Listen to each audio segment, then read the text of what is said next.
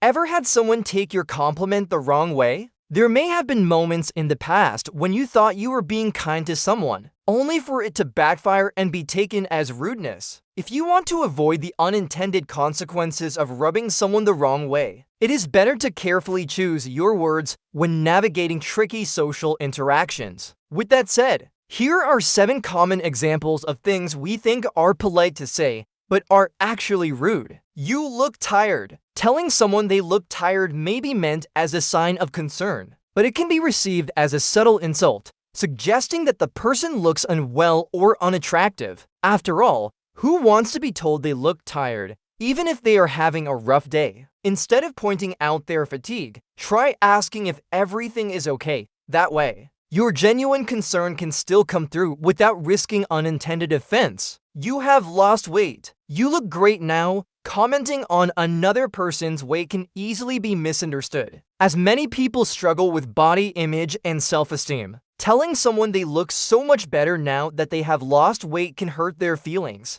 because it unintentionally suggests they were not attractive or desirable before. A better approach is to simply say, "Wow, you look great," or "You have such a nice glow." This allows you to show appreciation without causing discomfort or insecurity, and avoids reinforcing harmful social norms that connect thinness with beauty. You are so smart or talented for your age. Although it may seem like a compliment, this remark can be subtly offensive because it implies surprise and downplays their accomplishments. Instead of highlighting their age, it is better to focus directly on their abilities and achievements. You could say, "Your intelligence and skills are truly impressive." This way, you acknowledge their capabilities without any hint of surprise or condescension tied to age. Don't worry, you'll find someone. We often say this to single friends, hoping to comfort them, but it can unknowingly make them feel worse by adding pressure to settle down, or by implying that being single means being lonely. A more compassionate response is to emphasize personal growth,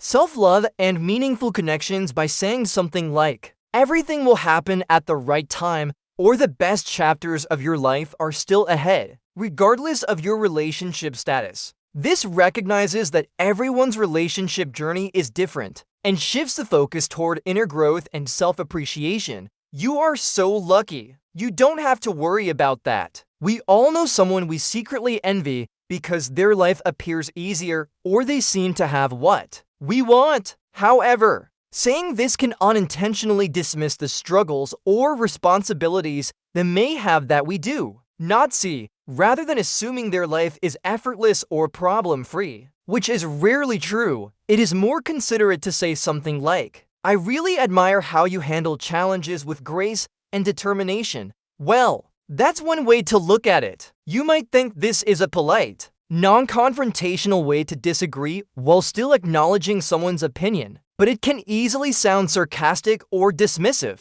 Instead of using this potentially backhanded phrase, try a more open and respectful response, such as saying, "I appreciate your perspective. Having different viewpoints helps us all gain a deeper understanding." This encourages a constructive and inclusive conversation while valuing their input. Look on the bright side. Have you ever told someone to look on the bright side when they were going through a hard time? Even if your intention was to help them stay positive, phrases like this can invalidate their feelings and struggles. It may subtly suggest that they are overreacting or not coping well. The next time someone opens up about their difficulties, aim to validate their experience instead of minimizing it. Try saying, "That sounds really difficult. I'm sorry you are going through this." Or, "It makes sense that you are feeling down. Is there anything I can do to help?"